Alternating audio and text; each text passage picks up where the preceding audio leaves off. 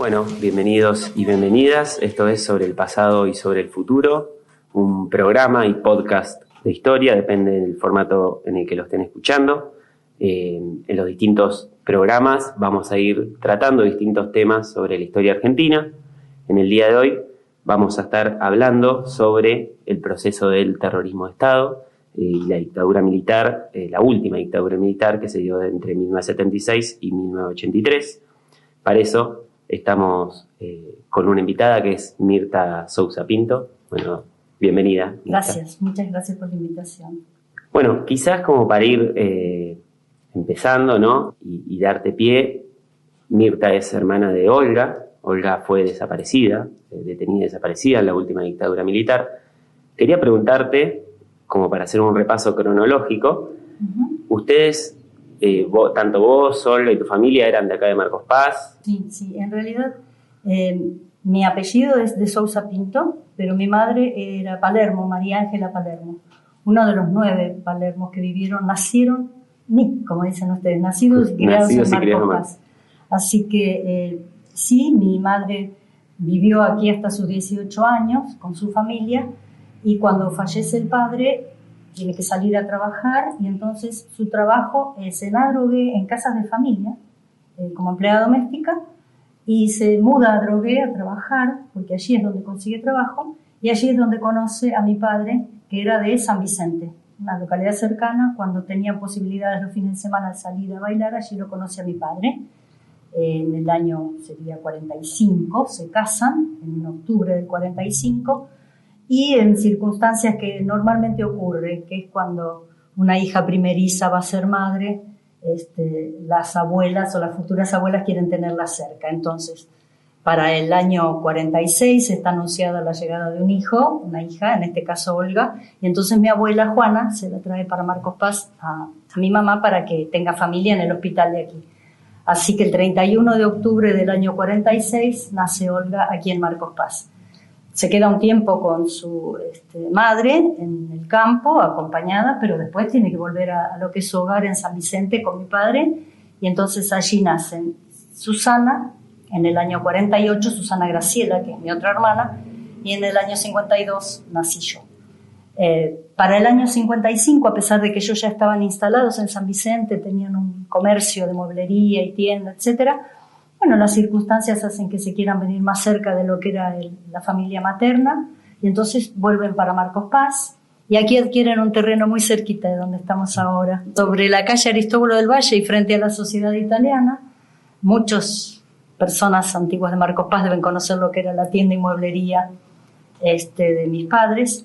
Bueno, y allí transcurrió nuestra infancia. Olga ya viene grandecita, en el 55, habiendo nacido en el 46, ya comenzó como en cuarto o quinto grado más o menos en el Colegio San José.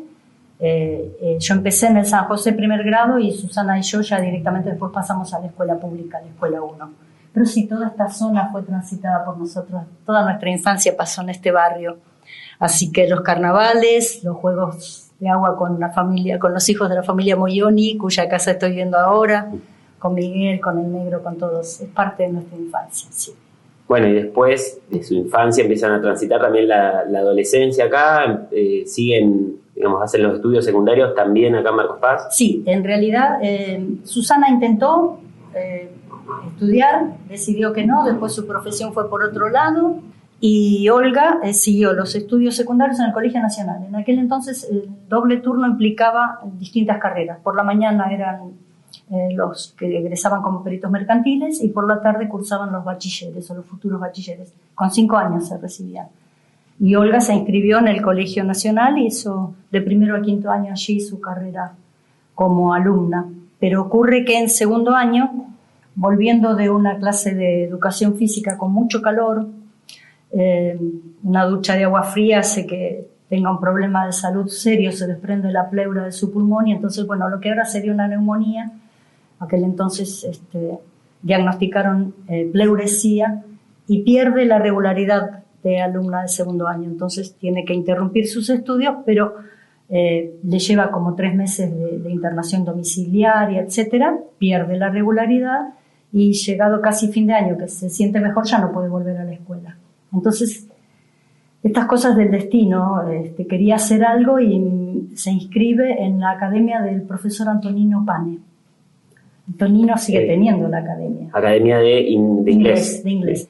Y bueno, puede hacer algo, era muy inquieta y no hubiese aguantado terminar el año sin hacer algo. Y allí es donde descubre su vocación por el idioma extranjero. Yo creo que ahí partió. Repite segundo año y después termina quinto. Termina quinto y arranca el profesorado en inglés, sí, ¿no? Que es en Mercedes. O sea que la inscripción la hizo allá y a diario viajaba a Mercedes a estudiar, y cuando fue acumulando materias y empieza a trabajar primero en Lobos, en una academia particular. Trabajó también en Las Heras, en el Instituto San Luis Gonzaga, con el padre Por Domingo como rector. Se inscribió en Merlo y trabajó en la media 1 de Merlo, en la técnica, perdón, allá en el mástil. Trabajó en Mariano Acosta, en el Lourdes, y también en el Colegio Nacional, de donde era egresada. La llaman para empezar con suplencias y empezó a acumular horas hasta que se recibe como profesora en el año 70. Claro, ya se mete de lleno en la docencia. Sí. ¿Cuántos años se llevan entre ustedes? Vos más chica. 7 me lleva Olga. Olga es del 46, yo soy del 52. Bien. Ya ahora tendría 6 años, 7 más que yo. Claro. Y ahí ella empieza a desarrollar, digamos, una vida más militante. No, en realidad vos pensás que en el 70 se recibe. En el año 73, cuando son las elecciones, en donde asume Oscar Sánchez como intendente, Oscar era maestro y una persona con una visión del futuro que a mí me asombraba realmente por montones de cosas que pude comprobar de él, pero entre las cosas que visualizó fue que tenía que formar una comisión de cultura. Entonces, entre sus allegados, sus conocidos, la juventud, Olga no era de militar precisamente, pero estaba como profesora y la llaman para trabajar en la comisión de cultura, y ahí sí, ya comienza lo que sería una militancia mucho más... Dentro del peronismo. Dentro del peronismo, Oscar Sánchez, sí, que gana como peronista. Claro, llama a la profesora Enriqueta Moliné de Berardoni, que es fundadora del Colegio Nacional, y que conforma esa comisión con también Graciela Char, María del Carmen Rosa Ramírez, Héctor Barreiro, forman la Comisión de Cultura. Y todo el trabajo de ellos se hace mucho con la juventud, trabajan mucho con los adolescentes. Hacen concursos de poesías, de escritos, con todos los temas de adolescentes de aquella Empiezan época. a darle vida cultural a partir de la docencia. Exactamente. También formó un centro de estudio para adultos, ¿no? Claro, bueno, en el año 76 hacen una especie de estudio de campo. Con Oscar, en una de las reuniones, encuentran con que hay mucha gente que no termina sus estudios secundarios. Creo que eso es como común en muchas comunidades. Abandonan las madres adolescentes o por razones laborales o por razones económicas, y hay mucha gente que comienza la escuela secundaria con mucha capacidad para terminarla, pero que por distintas razones no terminan. Y bueno, y entonces hacen un estudio de campo y se dan cuenta que sí, que hace falta escuela de media para adultos, para que terminen la escuela secundaria. El municipio compra lo que era la fábrica de acordeones, la antigua fábrica de acordeones en la calle Belgrano y Agüero, que es donde está ahora la escuela técnica. Se compra ese edificio y en la escuela diurna concurren los alumnos con edad para esa modalidad, y por las noches, por supuesto que el adulto que tiene que estudiar es el que trabaja de día, entonces sí o sí estudia de noche. Se hizo un grupo hermosísimo de alumnos, el primer grupo en el año 76. Cursan todo el primer año, a pesar del golpe de Estado de marzo del 76, cursan todo el primer año, y cuando comienza el año 77, así como lamentablemente también ocurrió en los 4 años anteriores, con Vidal a la cabeza, que empiezan a cerrar institutos y escuelas de formación o de adultos, secundarias de adultos. Esta misma quisieron cerrarla otra vez. Entonces, cuando está la amenaza del cierre, Olga viaja a La Plata. Y yo creo que en parte es uno de los motivos por la desaparición de mi hermana, ¿no? El haber querido insistir a través de otras esferas para preservar el trabajo, que de hecho no se cerró el CERMA, así que creo que en parte fue exitosa su tarea. Su reclamo, bien. Y ella, o sea, su militancia previa al golpe de Estado y durante ese año 1976 era con el grupo de la Juventud local, Peronista. digamos. Sí, era local, sí. Es más, lo que se organizaban eran para los antiguos Marcos Paz las carreras cuadreras, todo ese tipo de cosas para recaudar fondos. Es el que, digamos, empieza con el tema del festival también. Al Festival de la Destreza y la Canción Gauchesca. Eso fue una cosa de real orgullo para Marcos Paz. Los primeros años venían cantantes de la talla de los fronterizos, los chalchaleros, ese grupo de personas que realmente fueron valiosísimos para nosotros. Marcos Paz se conoció mucho por eso. Bueno, bien. Y llega el golpe de Estado. ¿Cuál fue la reacción tuya, de tu familia? Bueno, en realidad... ¿No se habló mucho? Sí, no, cuando llegó el 24 de marzo del 76 en casa, bueno, yo no comenté mi parte, pero yo también me había recibido de maestra en el año 69 y en el 70 empecé a trabajar. Cuando yo empiezo a trabajar, Olga se recibe como profesora en inglés y ahí ya puede incrementar sus horas. Sí. Entonces nos levantábamos muy temprano ambas en casa. Susana ya estaba casada, así que ya no vivía con nosotros. Y me acuerdo que esa mañana me levanté yo antes, cuando Olga, según las horas cátedra que tenía, si empezaba más tarde en la mañana, trabajaba mañana y tarde, me desperté y encendiendo la radio, que era costumbre, no sé ahora, pero en las casas de aquel entonces la radio AM, por supuesto, tampoco no tanto la FM, era común.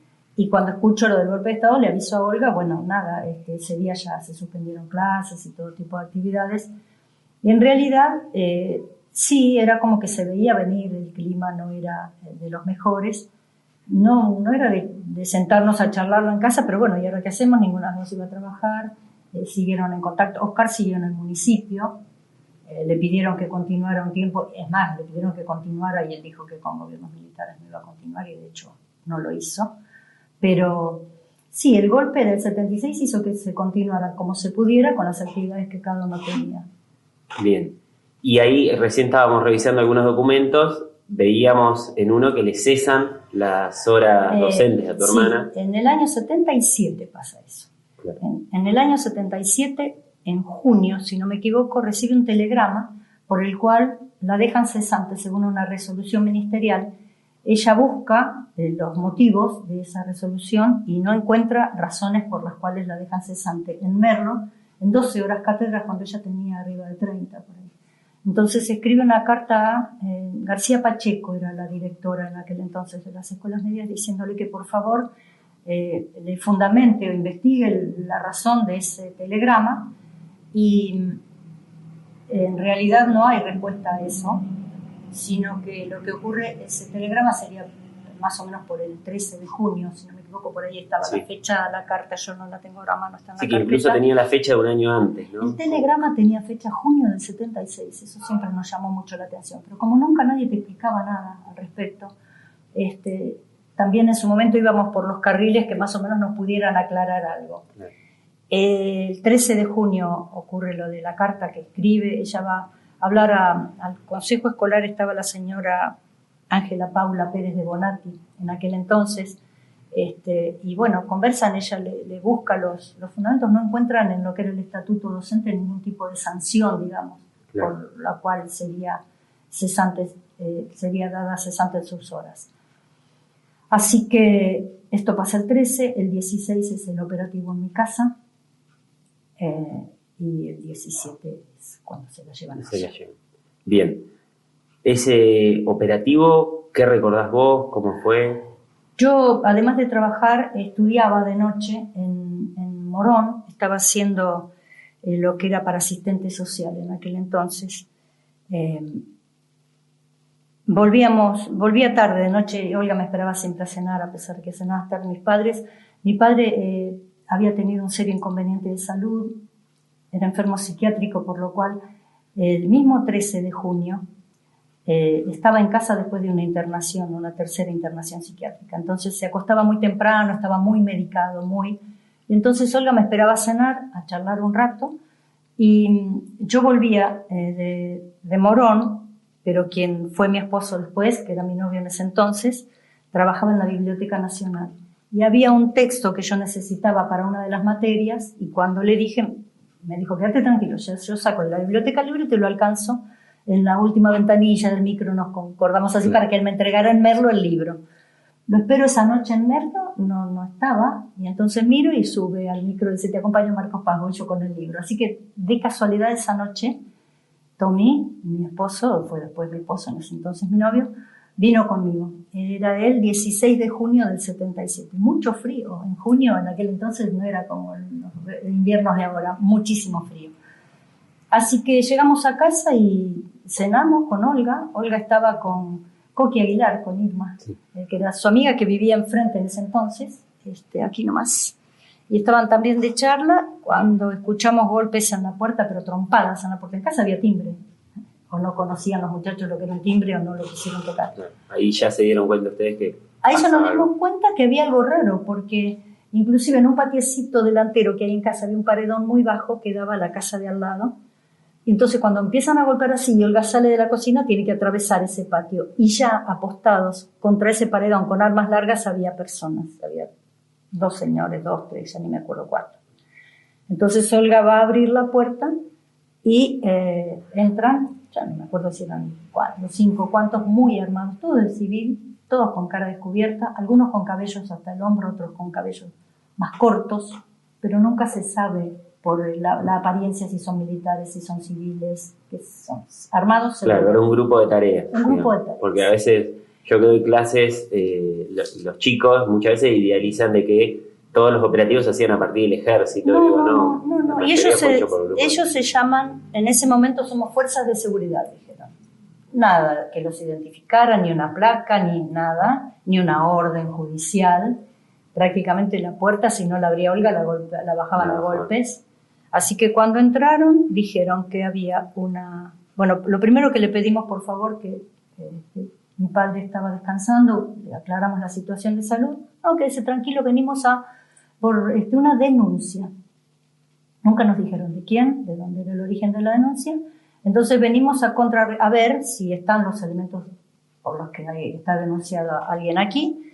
Y si no, vamos a ir a la comisaría para labrar un acta y contrarrestar los efectos de esa denuncia. Nosotros no creímos todo lo que nos decían.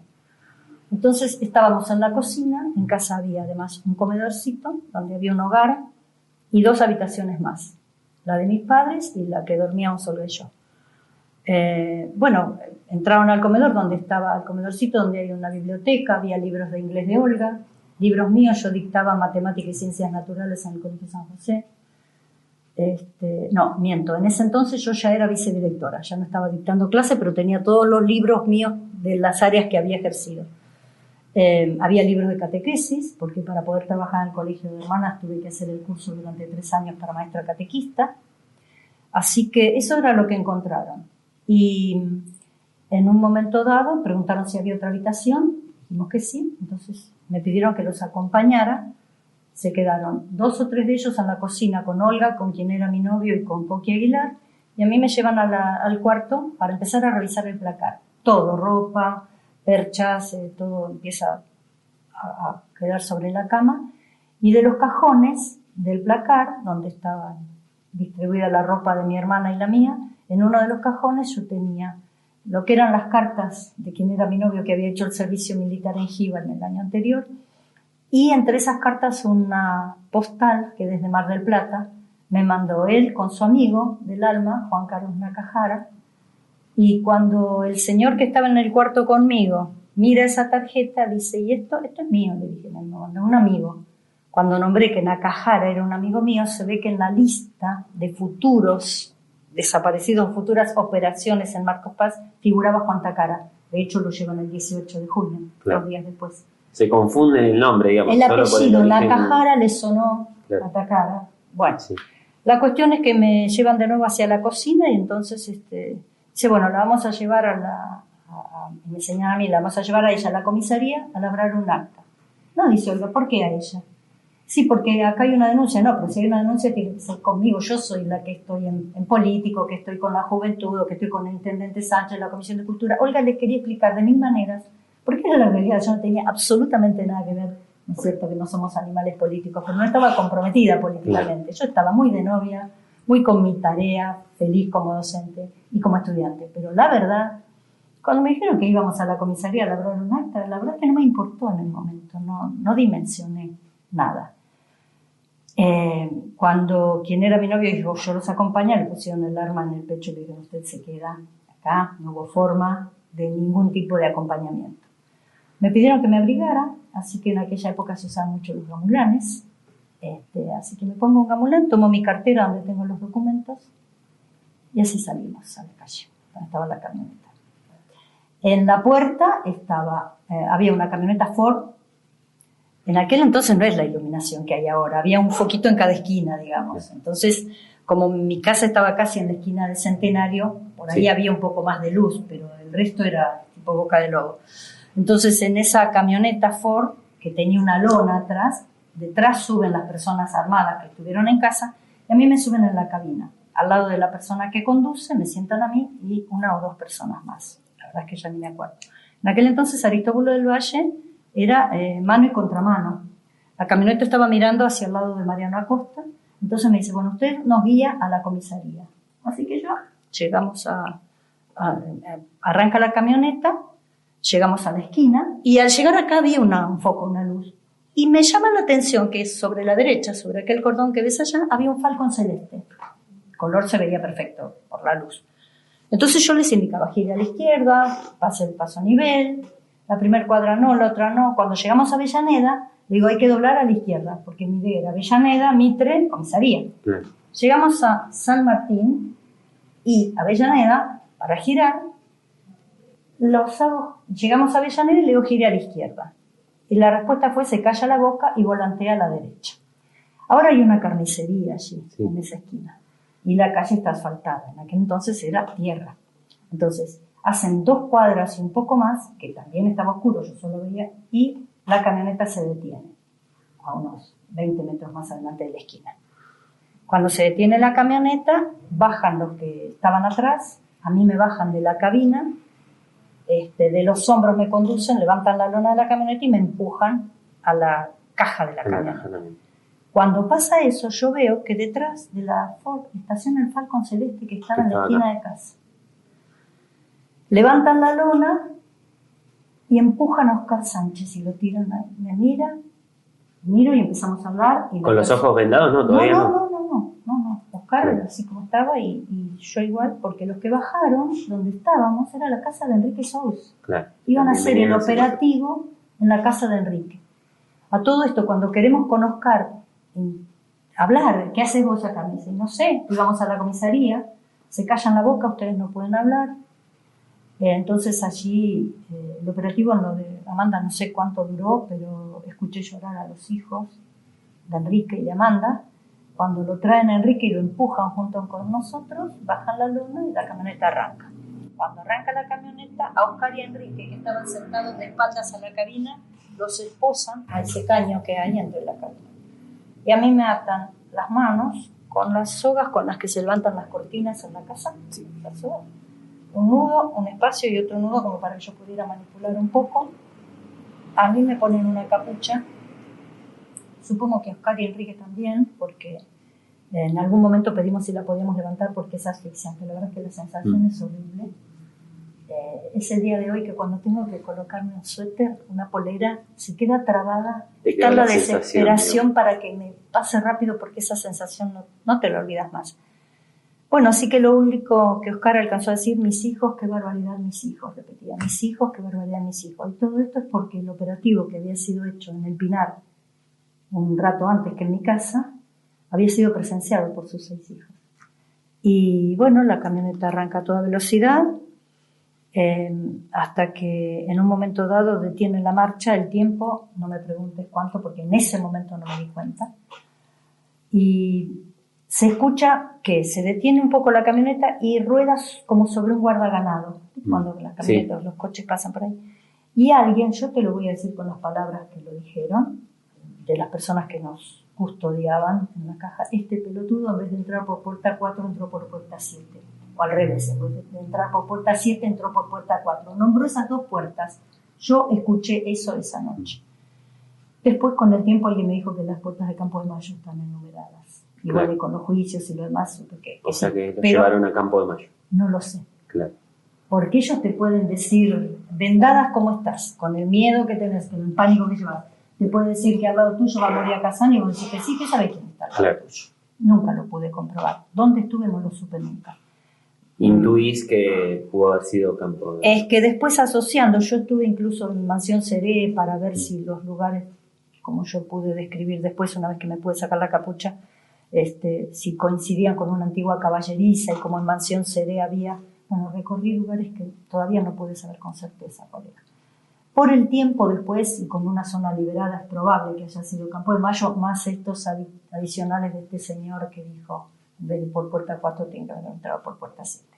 Bueno, me conducen por los hombros a un lugar en donde escucho, sigo encapuchada, escucho ruido de máquinas de escribir, voces femeninas y masculinas, y me conducen a un lugar en donde me dicen, bueno, te vas a quedar acá, si necesitas algo no llamas, pero no podés ver a nadie, te pones la capucha de nuevo, porque si nos ves es lo último que ves en tu vida. Esa muletilla todo el tiempo no podés ver a nadie, porque, bueno, no sé cuánto tiempo estuve ahí, pero fue bastante, no entendía nada, el pánico te obnubila en tiempo, en espacio, en todo lo que te puedas imaginar.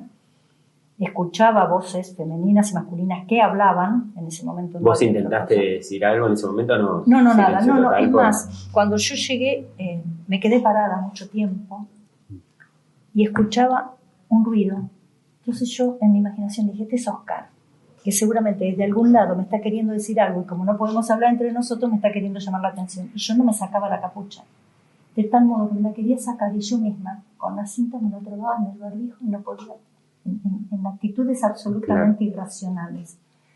Cuando puedo quitarme la capucha, el lugar donde estoy pude dar 2 pasos en ancho y 5 a lo largo. Eso era todo lo que había. Un cuarto cerrado. Un cuarto cerrado, una puerta ciega con un pasaplato en el medio, piso de ladrillo muy gastado, paredes levantadas recientemente con una lechada de cemento, en donde había muchos calendarios con cruces tachadas, como hacen los presos. Sí. Bueno, varios días así tachados. Una lata de aceite cocinero amarilla. No, la patrona es el aceite, bueno. Una lata de aceite de 5 litros amarilla, que tenía adentro restos de manzana y de racimos de uva o de fruta podrida. Horrible el olor de ese lugar. Y el ruido era una gotera del techo que caía sobre el nylon que cubría una colchoneta que estaba destruida, entonces tenía un nylon arriba. Ese era el ruido, ni Oscar, ni Enrique, ni nadie que me quisiera hablar. Así que, bueno, ahí me di cuenta cuál era el lugar donde estaba. En un momento dado, alguien golpea la puerta de afuera, flaca, me dice una mujer, la voz de una mujer, abre el pasaplato y me pasan un plato con, creo que era polenta, no lo sé, no quise comer nada. Flaca, comer porque es lo único que va a tener en el día. Yo no me acordaba si me había llevado a mi casa de noche, de día, si ya era de día. ¿Cuánto tiempo había pasado? Nada. Perdí la noción absoluta de todo. Fueron horas nada más, pero te puedo asegurar que son antes y un después de ese día. Así que me dijeron que si quería ir al baño lo llamara, pero que me encapuchara porque si no era lugar. Bueno, en un momento dado pedí para ir a un baño. Entonces me dijeron, bueno, cuando escuches que los pasos se alejan, te sacas la capucha, salís y a tu derecha, al fondo, va a estar el baño. O sea que yo no podía mirar hacia la izquierda, que era para... ¿Qué hice cuando salí? Me salí la capucha, miré hacia la izquierda. Fue tan automático el mirar y quitar la vista del celular. Vi a alguien que se alejaba, vestido civil nada más, no vi la cara de nadie, pero... Bueno, y el baño era una letrina insoportable. Volví al lugar y cuando volví cerré yo misma la puerta de adentro y ahí me quedé horas y horas y horas. Creo que lloré todo el tiempo, que me descompuse, que el cuerpo me estaba como estallando por momentos. Sin entender nada, aparte. No, porque lo único que había era un cable con una lamparita en un agujero. Y cuando bajaba esa tensión en determinadas horas, los gritos que se escuchaban de mujeres como de hombres era insoportable, insoportable. Eso me aterrorizó mucho más. Creo que Enrique debe haber estado muy cerca de donde yo estaba porque lo escuché en un momento llorar. Esto se lo dije muchos años después a Amanda porque no había necesidad de hacer tanto, agregar dolor a tanto dolor. Y en un momento dado, de afuera de la puerta, me avisan, bueno, póngase la capucha porque vamos a entrar. Bueno, vienen con mi cartera y mis pertenencias, mi documento, el reloj que yo tenía, que en la primera instancia me quitaron, Y entonces me dijeron, fíjese si esas son sus pertenencias, porque la vamos a llevar a su casa. Y la verdad es que no le creí. Me fijé y en la cartera tenía el documento y pude ver en el reloj pulsera, en aquel entonces tenía un reloj con agujitas, 7:10, si no me equivoco. Nunca supe si era mañana, tarde, noche, me acuerdo de la hora. Bueno, me vuelvo a poner la capucha, no vi quiénes eran las personas que otra vez de los hombros me conducen por el pasillo que supuestamente había entrado, el mismo pasillo largo, otra vez a la camioneta a la parte de atrás y a toda velocidad, la camioneta a fondo, hasta que detiene el andar. Los que me custodian me dicen que no abre, alguien de la cabina se baja y todo lo que escucho es gracias Jorge. Vuelve a subir quien bajó de la cabina y a los 3-4 minutos paran en lo que es mi casa. O sea que en algún lugar cercano, personas, pararon a agradecerle a alguien. ¿Sería quien hizo la denuncia? Nunca lo pude saber. Pero bueno, la camioneta siguió andando y me dicen, bueno, llegamos a la puerta de su casa, pero usted no puede hablar, porque si no está su hermana la volvemos a llevar a usted. Esto acá, a 50 metros, en esta esquina, en esta cuadra.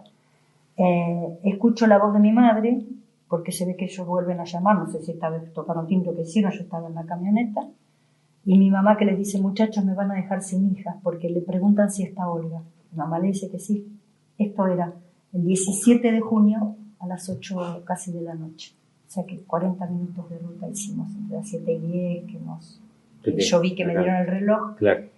Y cuando ven que está Olga, entonces los que están conmigo atrás me dicen, bueno, ahora quítese la capucha, arréglese un poco el pelo, porque va a bajar en su casa. Yo una vez que escuché la voz de mi mamá ya supe que sí, que era mi casa. Hasta ahí no tenía certeza. Y me arreglo un poco el pelo, porque al quitarme la capucha nada, ni sabía cómo estaba, entonces, pero arréglese porque no le hicimos nada, ¿no? No me hicieron nada. Yo con tal de bajar les decía que era, no sé, Sor Juana Inés de la Cruz. Y bajo y mi preocupación era ver cómo estaba mi papá, por la medicación que había tomado, por la internación de la que venía. Y entonces bajo y me voy para la puerta de mi casa. Entonces uno me grita, no se va a despedir de su hermana, me dice. Yo no tenía conciencia que en el interín, mientras yo me preparé, Olga ya estaba arriba en la cabina, en el mismo lugar que yo estuve la noche anterior. Entonces cuando doy la vuelta y me acerco, me mira, me pregunta, ¿qué te hicieron? Le dije nada, porque honestamente yo sentía que no me habían hecho nada. Ella me miraba y me volvía a decir, decime que te hicieron. No me hicieron nada. Entonces me tocó así el brazo, me dijo, cuida a los viejos, y la camioneta aceleró a este mismo lado y salió a fondo. Esa fue lo último que escuché y la última vez que vi a mi hermana, 17 de junio del 77. Entré corriendo a ver a mi papá y cuando me miré en un espejo me di cuenta porque mi hermano me preguntó qué me habían hecho. Era un desastre, mi cara, los ojos hinchados, pero todo más que nada porque el terror hace que el cuerpo se manifieste de ¿Eso formas, qué ¿no? fueron? Menos de 24 horas. Claro. No, sí, menos de 24 horas. Me llevaron tipo 11 de la noche del 16 de junio y me devuelven a las 8 más o menos de la noche del día siguiente. Que me devuelven para llevarse a Olga. Y siempre que estuviera Olga. Después hablando con amigos y con conocidos y bueno, a veces con mis padres, mucho con ellos no podía hablar de esto para no hacerlo sufrir más, pero me decían que Olga salió desesperada, fue a hablar con el padre Canegali, se juntó con Alicia Sánchez, porque claro, en el mismo vehículo Alicia manda. Claro. Estaba Oscar y Enrique, entonces después, cuando se supo que en el mismo operativo habíamos sido los tres, fueron a la comisaría, fueron a ver al padre Canegali, qué sé yo cuántas cosas hicieron en ese día, y Olga volvió a casa convencida que se habían equivocado, pero nadie tenía la certeza que me iban a devolver. La verdad es que María Coria, pobrecita, por buscar a su hermano, desapareció también y nunca la devolvieron, claro. Digamos. O sea que bueno, ese día que te llevan a vos, tu hermana te sale a buscar, al otro día te traen y la secuestran a ella. Exactamente, sí. Y el 18 a Juan Tacara. Y el 18 a Juan Tacara en un nuevo operativo. Sí, porque los casos de los chicos Coria habían sido en febrero y abril del 77, habían sido antes. ¿Y ahí qué pasó, digamos, ese día después? En mi casa, sí, mira, yo trabajaba en el Colegio San José. Me imagino que Olga habrá ido a avisar. Cuando volví, pasé unos días sin ir a trabajar, creo que no muchos, porque en el acto del 20 de junio, si yo no me equivoco, estuve, que también en ese año también, el Día del Padre, el primer Día del Padre, Oscar sin sus hijos sin Oscar. No sé, era un desconcierto absoluto. Las familias teníamos tal desconcierto porque nunca nadie pudo imaginar que las cosas iban a suceder de ese modo. Yo no sé si quienes no están ahora tenían otros conocimientos. Enrique hablaba con Amanda siempre lo cuenta esto. Como él trabajaba en Capital, ya los movimientos en otras zonas eran más conocidos, se sabía de gente que había desaparecido. Claro, ya estaba más al tanto. Estaba mucho más al tanto. Acá, honestamente, jamás hubiera pensado que nos iba a pasar una cosa así. Sobre todo porque conozco a todas las personas que no están y doy fe de lo que dan, ¿no? Bueno, y después, digamos, ya pasados un tiempo, ¿fuiste a hacer algún tipo de reclamo? Sí, claro, sí, no, permanentemente, o sea, no paré desde ese momento. Yo volví a trabajar, por supuesto que nunca termino de agradecer porque yo trabajaba en un colegio privado y no era fácil. Y también sé que hubo gente que aconsejaba a las hermanas no volverme a tomar en la escuela porque no estaba bien vista la cuestión. Y sin embargo me abrieron los brazos, me permitieron los días que yo tenía que viajar a Capital a hacer trámites, que fueron muchos. Después de algún modo los recuperaba. Hice el habeas corpus como correspondía en aquel entonces. Hubo de todo, hubo abogados que se aprovechaban. El habeas corpus es un trámite que a veces es hasta gratuito según la confianza que tengas con un abogado amigo, no hay necesidad de cobrarlo. Y la verdad es que se aprovechaban y nos pedían muchísimo dinero. Hice el habeas corpus, que por Mercedes, que es la zona que nos corresponde, allí está sentado, que respondieron negativo. Después de un tiempo empecé a hacer trámites en el Ministerio del Interior, con Álvaro Ariendegui como ministro del Interior. Llevábamos las cartas escritas a máquina o a mano, como pudiéramos, a Balcarce 58, al lado de la Casa de Gobierno. Ahí las entregábamos, tengo firmadas por un tal Silveira, que las recibía, y después llegaban por correo a nuestra casa, cartas que eran fotocopiadas, en donde decía: Ministerio del Interior informa que, y ahí completaban el nombre de mi hermana. No se encuentra detenida en ningún lugar de todo el país, qué sé yo. Respuestas vacías. Vacías. Y ahí ustedes, digamos, vos quizás que fuiste la que más llevó a cabo la búsqueda en esos días, ¿te sumaste a algún tipo de organismo que ya estaban empezando a formar? Nosotros estábamos en contacto. Lo que pasa es que, la situación es muy difícil de explicar porque, una dictadura en pleno gobierno, habiendo tenido la experiencia que tuvimos, viendo que a un intendente, un exintendente, ya no en actividad, pero muy conocido por todos, sabiendo de lo que era Oscar Sánchez, de lo que era Juan Tacara. Sí, después de eso, y una sociedad que con el miedo, que uno comprende después de mucho tiempo, se abre y tiene ciertos recaudos y tiene miedo, porque el miedo paraliza, y ahí les salió de 10 la tarea a los muchachos, porque lo que quisieron hacer fue eso, ¿no? Con el miedo paralizar, pero los familiares, yo me comuniqué con el Centro de Estudios Legales y Sociales, el CELS en su momento, familiares de detenidos desaparecidos, y lo que podíamos hacer era colaborar. Por ahí, si tenían que hacer alguna solicitada, nos pedían colaboración económica, entonces íbamos al correo, hacíamos giro en aquel entonces. Ahora hacemos transferencia con el teléfono, pero allá había que ir al correo, hacer un giro y colaborar económicamente. Mamá prácticamente no podía salir porque estaba cuidando a mi papá, atendiendo el negocio, la casa. Vos imaginate a Alicia con 6 hijos, ama de casa, que no tenía una tarea fuera de su casa. Fueron situaciones muy duras, la verdad, muy duras. Nos juntábamos entre los que nos conocíamos. Es más, con los chicos Coria yo no tuve contacto hasta después de empezar, después de llegar a la democracia, porque la verdad es que nos comunicábamos más con Tacara. Tacara era el vecino de mi casa, una calle paralela acá en la Tintorería. Ahí ya había vínculo, digamos, entre la familia. Ahí eran mis hermanos de la vida. Los Tacara vinieron a Marcos Paz al año que vinimos nosotros, y de ahí en más eran 11. Y siempre había un Tacara con una edad de Olga, después una de la edad de Susana, que era Rosita, y una de mi edad, que es Silvia, que son hermanos de la vida, todos ellos.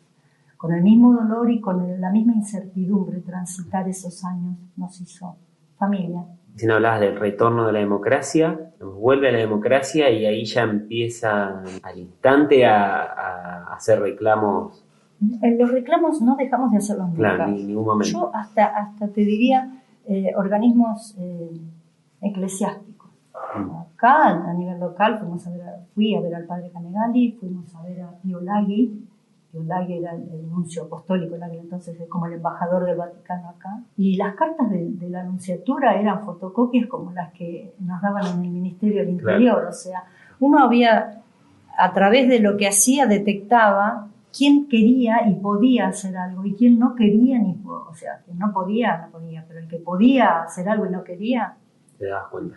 Te dabas cuenta y uno se sentía, a ver, ¿cómo explicarlo sin herir a nadie? Porque la sociedad estaba muy confundida en aquel entonces. Había mucha violencia, yo no te voy a negar los casos de violencia y de gente que salió armada, pensando que esa era la manera de encontrar el objetivo que buscaban.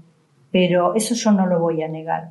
Pero tampoco hay que aceptar que el terrorismo que viene del Estado está bien aplicado, porque en respuesta a la violencia, otra violencia. Me parece que no. Entonces es muy difícil. Vino la democracia, votamos con una alegría impresionante. Vos pensás que yo del año 73, que había votado por primera vez, al 83 cuando asume el Constitución, fueron muchos años y muy duros, muy duros.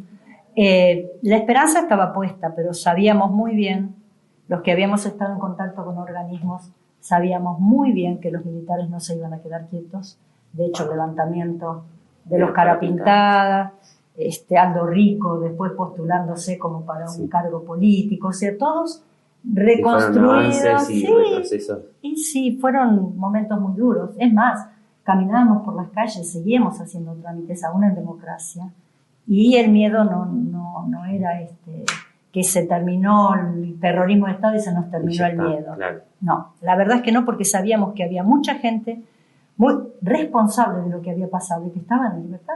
No sabíamos si no estaban caminando cerca nuestro. Y bueno, ¿tuvieron algún tipo de, digamos, de noticia posterior o de información sobre dónde estuvo detenida tu hermana? No, lo que pasó una vez fue que yo te dije que era maestra catequista, por lo cual cuando estuvo el padre Luis en Marcos Paz, Luis Troyano, buscó gente que tenía conocimiento de catequesis, empezó a implementar lo que era catequesis familiar. Y bueno, yo estaba como maestra catequista para la parroquia, y otra de las cosas que quiero aclarar, mi hermana también, cuando en su más temprana juventud estuvo en la parroquia, con todo lo que eran los movimientos jóvenes de la iglesia, y la verdad es que después la iglesia nos dio la espalda de una manera tan dolorosa, y no es el único caso de mi hermana. Hay muchísimos jóvenes que, entendiendo que el camino de Cristo estaba entre los más necesitados, cuando fueron a trabajar a los barrios, los tildaron de subversivos y de zurditos y de qué sé yo, y entonces la cosa se pintó dolorosamente mal. Estábamos, te decía, estaba como catequista, y en una reunión la hacíamos, en la casa de Alicia Sánchez, porque Alicia en el barrio de Pinar también era catequista. Y mi mamá me llama por teléfono, llorando. Me dice: Mirta, hay un policía en la puerta. Como yo era la que daba mi dirección y mi documento, y qué sé yo, me dice: tenés un telegrama acá con una citación de Mercedes, podés venir. Así que me vine a casa, y la hago corta. Había en Mercedes un juicio por el cual tenía que hacer lo que se llamaba un careo. Un tal Juan Ángel Imbesi, no me olvido más del apellido porque lo asocio con una L final, entonces Juan Ángel Imbesi, un señor que se declaraba paramilitar, que dijo haber actuado con fuerzas militares en los años de la dictadura, y que a él lo encuentran robando un colectivo y lo meten preso. Cuando lo meten preso, ninguno de los llamados peces gordos, que habían sido sus jefes en la época de la dictadura, lo ayuda a salir. Entonces este señor llama a un abogado, llama a un periodista y declara todo lo que sabe. Entre las cosas que declara haber hecho un operativo en el cual traslada a mi hermana y la nombra. Entonces, ante eso, el juez lo que tiene es obligación de, a los que nombran en determinadas declaraciones, hacer un careo. Necesitan a Mercedes. Y yo voy a Mercedes, y este señor no se presenta nunca. Nunca le conocí la cara, no sé quién es Juan Ángel Imbesi. Después encontré su nombre asociado, mirá lo que son las cosas, a la desaparición de las manos de Perón. O sea, es una mezcla, Sí. embarran la cancha estos señores de manera tal que uno sale a decir una cosa, otro sale a decir otra, se cubren entre ellos y entonces en ese lío los familiares vamos a donde nos dicen que hay un indicio. Yo fui, pero nunca tuve nada de ese señor, no sé quién es, no sé de dónde sacó el nombre de mi hermana, por ejemplo. Claro. Otra vez, uno de los hermanos de Juan Tacara me dice, mira Mirta lo que salió en el diario Clarín, y me manda un recorte. Personas desde Alemania piden al gobierno argentino que digan a ver dónde están y nombran a los desaparecidos y entre ellos nombran a mi hermana. ¿De dónde sacan todos esos datos? Bueno, después empiezo a escribir a esa persona que escribió de Alemania y resulta ser que los movimientos de derechos humanos alemanes en Sudamérica, con todos los casos que había, el Plan Cóndor no fue solamente ejecutado acá, sino que era como un modo de solidaridad del pueblo alemán en publicar eso. Habían sacado datos de algún lugar en donde tenían registro y nombraron a mi hermana, pero nunca supe dónde estuvo. O sea que nunca declaraste, digamos, todo el operativo que vos viviste y demás en algún juicio. No. Sí, claro. Sí, yo declaré porque una profesora me dice que tiene una amiga que es abogada y que trabaja con el juez Rafecas. Para nosotros Rafecas era como la tabla de salvación para los familiares. Sabíamos que era muy comprometido con nuestros temas, que no fue el caso de toda la justicia, obviamente. Sí. Y me dice, si querés yo te concreto una cita, si vos querés, y por supuesto yo voy a contar esto donde sea, no tengo ningún problema ante quien sea, y si es ante Rafecas mejor. Así que conseguí una audiencia. ¿Esto en qué año? En el año 80 y... Acá está, 2005. En el año 2005. Mi declaratoria. En el Poder Judicial de la Nación, la causa, declaración testimonial, la causa es la número 14.216 del 2003, Suárez Mason, Carlos Guillermo y otros. ¿Por qué Suárez Mason? Porque era el jefe del operativo de esta zona. Claro. Entonces, bueno, el 7 de septiembre, mira, fue del 2005. Después fui a hacer una ampliatoria de declaración, pero en 2005 básicamente. Declaré ante el juez Rafecas. Acá está el papelito por el que me consiguieron. Y acá está la declaración. Después en 2012 hice la ampliación. Sí, declaré allí. En realidad, cada vez que alguien me pregunta qué es lo que pasó y pude declararlo, porque uno siempre tiene la esperanza de que asociando un operativo con otro, una persona con otra, se encuentre algo. Creo que ninguno de los familiares desaparecidos de Marcos Paz tiene datos de ninguno de ellos, pero literalmente, nunca. En los juicios que hay últimamente, hay una chica de Merlo que tuvo la fortuna, si se puede llamar fortuna, que alguien que estuvo en el Vesubio o en el Pozo de Banfield nombrara a Alejandro, su hermano, o sea que estuvo unos días preso con él y alcanzó a determinar... Y se enteró recién ahora, hace poco tiempo. Hace muy poco tiempo, sí. Sí. Y esa esperanza la tenemos siempre, que alguien alguna vez sepa algo, porque no puede ser que sea así tan... Ya ha tapado todo, ¿no? Y la impunidad, a mí eso me sorprende, la impunidad de esta persona que actuaron en estos grupos de tarea, de nunca decir absolutamente nada. Tienen un pacto de silencio entre los militares primero y los paramilitares. Yo creo que tienen amenazada a su familia. Yo creo que no puede nadie participar de algo así sin que le pese de tal modo en su conciencia que aunque sea antes de morir, total saben que se va a morir, bueno, pero si lo declaran por ahí, la represalia es contra su familia, y entonces tengo que pensar que hay algo de eso, porque si no, no se entiende por qué tanto silencio. Y el tema de los vuelos de la muerte, ¿no? Que si es cierto que el lugar donde yo estuve, o si es cierto, si es probable que el lugar donde yo estuve fuera Campo de Mayo, y si allí estuvieron Oscar y Enrique, y después Juan y Olga, tiene que haber sido en las primeras semanas que lo hayan llevado y que hayan desaparecido en esos vuelos, porque de ahí muy poco se sabe. Las monjas francesas, sí. Te digo porque estuve en contacto con la gente de los 12 de la Santa Cruz también. Allí tengo familiares desaparecidos conocidos que nos encontramos así en ese tipo de recordatorios y nos vamos comunicando, y mucha gente no sabe absolutamente nada de sus familiares. Norita Cortiña y su hijo Gustavo nunca tuvo nada. Y trabajaba en la caja de valores, no era un trabajito donde digo las relaciones por ahí pudieron haberla ayudado. Han sido ejecuciones muy rápidas apenas producido la desaparición. que yo digo que es secuestro, ¿no? Con desaparición forzada. No es un operativo muy simple, fue un secuestro. Bueno, como para volver un poquitito atrás, en el juicio que vos declaraste, ¿hubo sentencias? Yo no sé cómo siguieron los juicios, pero sí, Suárez Mason. Sí, Suárez Mason es uno de los que estuvo sentenciado. No te olvides que hay muchos militares de los más altos rangos, pero Benjamín Menéndez, Luciano Benjamín Menéndez, el mismo Ángel, este muchachito Astiz, que fue el que entregó a los familiares de la Santa Cruz y después fue a Malvinas y como buen cobarde que fue, ni siquiera estuvo en el campo de acción. Pero digo, a la larga estas personas están sentenciadas, están con los juicios por allí con una perpetua, tienen pilas de perpetuas. Hay algunos que acumulan, Videla mismo se murió acumulando un montón de perpetuas. Pero no fueron los únicos. Claro, hay un entramado por detrás. Y seguramente hay un pacto de silencio y un entramado, y hay mucha gente que está muy convencida que lo que hicieron está bien, que no se arrepienten. Yo no me voy a olvidar nunca cuando vuelvo un día de trabajar y mi padre sentado frente a un televisor llorando. Entonces miro el televisor y era la declaratoria de Silingo, que lo habían encontrado en Italia, y desde allá declaró lo que eran los vuelos de la muerte. Supimos de los vuelos de la muerte por uno de ellos que se arrepintió. Claro. Uno que se arrepintió desató una oleada de cosas que a nosotros nos informó de todo esto. Estuve hace poco en la demarcatoria de lo que es el Campito, en Campo de Mayo, acompañando a la mamá del negrito, a ver si me acuerdo. Irene se llama, bueno, un chiquito de 14 años. Conozco de Avellaneda.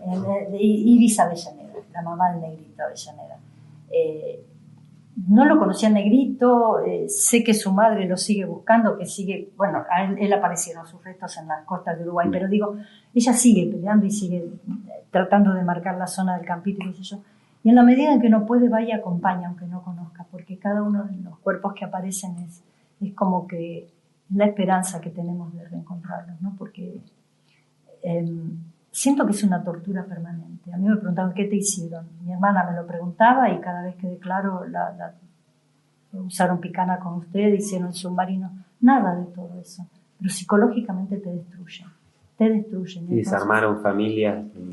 Yo creo que fue una bomba. Cada familia quedó destruida, literalmente destruida. Porque uno entiende ahora, con el diario del lunes, todos somos sabios, pero mirando hacia atrás, el dolor que tuvimos y el sentir que nos tuvimos acompañados está ahora recomponiéndose con tantos jóvenes que no conocieron a ninguno de estos, ni a ninguno de nuestros familiares y que están comprometidos, y eso nos da la esperanza de pensar que en algún momento puede aparecer algo. Hay trabajos de los chicos de memoria, Jóvenes y Memoria, que es de Derechos Humanos de La Plata, que parte esto a nivel de educación, que han hecho trabajos por los cuales se han encontrado restos de desaparecidos en Santa Fe, en Rosario, en montones de lugares.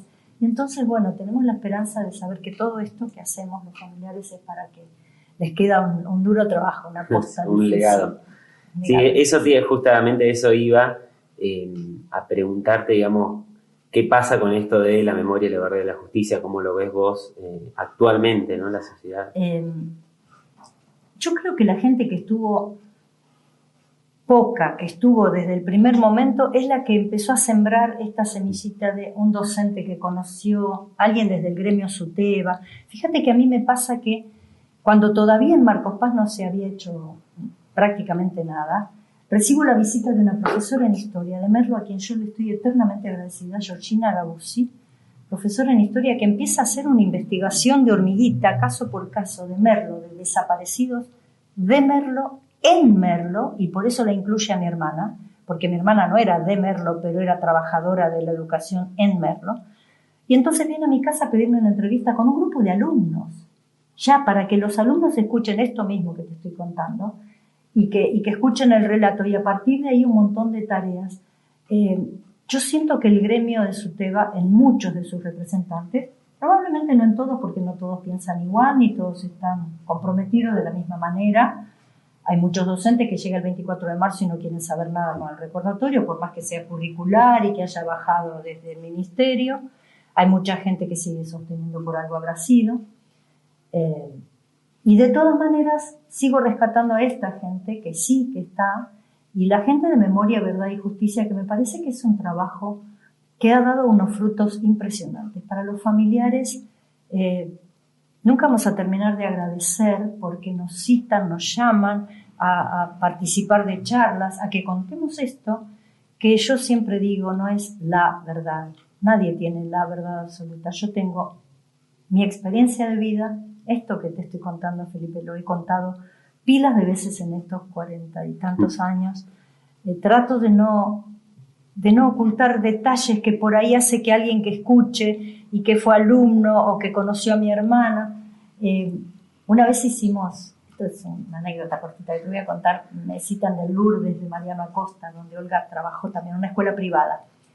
Por ahí las escuelas privadas estuvieron un poquito más reticentes también a todo este tipo de cosas. Pero bueno, cuando se adhirieron un poquito a tocar el tema, algún profesor que se animó, algún directivo que aceptó, como en esta escuela hay una profesora desaparecida, y sí, esta profesora que ya no ejercía en nuestra escuela, pero es fundadora de la Media 2 de Mariano Acosta, Olga, sí. También. Entonces, en la zona de Mariano Acosta era conocida, pilas de personas deben haber sido alumnos de mi hermana en inglés. Y me citan en uno de los actos del 24 de marzo para recordar, entre otras cosas, a mi hermana también. Bueno, voy y resulta que, bueno, los que son profesores saben que antes de empezar las clases empiezan las materias previas y, sí. Bueno, y las materias para cerrar ciclos. Y entonces, en un momento dado, presentan a una señora que en los días previos había dado su última materia y había obtenido el título, por el cual el trabajo que tenía hacía más de 20 años le iba a ser un beneficio de una mejor remuneración, porque al tener el título de quinto año es otra la realidad, etc. Yo decía que tiene que ver esto con un 24 de marzo. Cuando la llaman a la señora y empieza a contar, ella cuenta que la gran dificultad en toda su carrera fue una materia que le costó siempre mucho y que era inglés. Y que en esa materia había tenido una profesora que ella quiso mucho y que valoró con el tiempo porque vio que no eran los profesores que mandaban el examen porque sí, sino que el examen era un modo de repasar los puntos que habían quedado pendientes de aprendizaje por el alumno y que la ayuda del profesor era acercarle los puntos débiles para decir, mira, reforza en esto, para que puedas aprobar. Y esta persona no terminó su carrera porque la materia que adeudaba era inglés. Y que cuando se quiso presentar a dar la materia y se enteró que no estaba, mi hermana se volvió a su casa y nunca más la quiso dar. Ese año había rendido inglés y había obtenido su título, y entonces esa persona, sabiendo que íbamos familiares de Olga, quiso recordarnos ese pedacito de su historia, que la verdad es que nosotros desconocíamos, ¿no? Pero son esas cosas que la vida te guarda y entendés que de algún modo sigue estando, que la hermana que yo conocí, la que yo busco, no es una guerrillera, no es una persona que salió armada a manifestar que sus ideas es eliminando al otro, como se pretende muchas veces. Y la verdad es que en la realidad en que estamos viviendo me da más orgullo ser hermana de Olga. Qué bueno lo que decís. Y eso justamente te iba a preguntar, ¿cómo te gustaría, digamos, una de las herramientas que tenemos los jóvenes y toda la sociedad, creo yo, es recordarnos, ¿no? ¿Cómo te gustaría así recordar a tu hermana o por qué te gustaría? ¿Cómo? Me encantaría que el hincapié de los jóvenes estuviera en la educación. Ella hizo tales esfuerzos, para que la igualdad de oportunidades es una frase hermosísima. Yo soy docente, tengo 34 años de docencia. Soy maestra normal nacional, maestra de escuela primaria, no soy profesora, pero digo, la igualdad de oportunidades es hermosa como frase, pero la realidad dista mucho. Entonces yo siento que lo que quiso mi hermana fue en su momento, lo vi con ella en casa, lo vi en la escuela, en el CENMA, en el centro de adultos, lo vi en la fundación de la escuela media de Mariano Acosta. Ella quería acercar al que menos podía llegar, acercar la escuela, como están haciendo con las universidades. Ahora me parece fabuloso esto, y que la universidad a la gente, no la gente trasladándose a la universidad, o sea, todas las herramientas que le puedan acercar a quien no tiene acceso a la educación, todo lo que se le pueda acercar, es la mejor manera de recordar, por lo menos a mi hermana. Yo siento que en la educación estuvo la razón de ser, Creo que la disputa en el Ministerio de Educación de aquel entonces por el CENMA para que no lo cerraran fue parte de lo que le costó la vida. Y también es un orgullo para mí que en la escuela media de adultos, donde ahora están transitando muchos adultos, muchos jóvenes, se haya hecho un jardín maternal que lleva su nombre, esas cosas que a uno lo enorgullecen, porque bueno, no solo los alumnos que estudian, sino también las madres adolescentes, que no pueden seguir estudiando porque tienen que cuidar a sus hijas. Entonces, en un convenio con los inspectores de jardín de infantes, hay una sala maternal en donde mientras maestras jardineras especializadas en primera infancia cuidan los bebés, las madres cursan. Y ojalá esas chicas terminen y puedan valorar lo que el Estado les está poniendo. Ese es el Estado presente, ¿no? Que les está poniendo herramientas para que ellos tengan la oportunidad de terminar una carrera secundaria. Ya no alcanza con la escuela primaria. En nuestra época tal vez, y un secundario era casi como una universidad ahora. Pero hay tantas posibilidades de estudiar ahora que la primera herramienta es un título a nivel medio. Así que todo lo que puedan hacer para que la educación llegue a la mayor cantidad de gente posible. Capacidad hay en todos, para distintas cosas. No todos somos universitarios, pero se han cerrado muchas escuelas técnicas, muchas escuelas en donde salían profesiones, qué sé yo, albañiles, carpinteros, electricistas, gente que pueda ayudar en la sociedad y ganarse el pan de cada día con menos planes y con más trabajo. Bueno, ya con esto cerramos. Te agradezco mucho, me encantó la charla y me parece que acá tenemos una herramienta, no sé que esto lo van a escuchar muchos jóvenes, la igualdad de oportunidades a partir de la educación me parece que es la herramienta que tenemos que militar y por la que tenemos que seguir luchando día a día, a pesar de que hoy en día hay candidatos que critican la educación pública o que quieren cambiar el sistema público, que es de las cosas que yo digo, no, todo lo contrario, hay que reforzarlo. Así que bueno, me parece una buena herramienta y una buena reflexión para cerrar esto. Esto fue Sobre el pasado, sobre el futuro. Muchas gracias por escucharnos. Te podés suscribir a nuestro canal y seguirnos en las redes sociales en @SomosPagoChico. Felipe Zagardoy en la conducción, Francisco Baritonandía en la dirección general, Teo Díaz en la edición. Este es un podcast hecho Marcos Paz, provincia de Buenos Aires.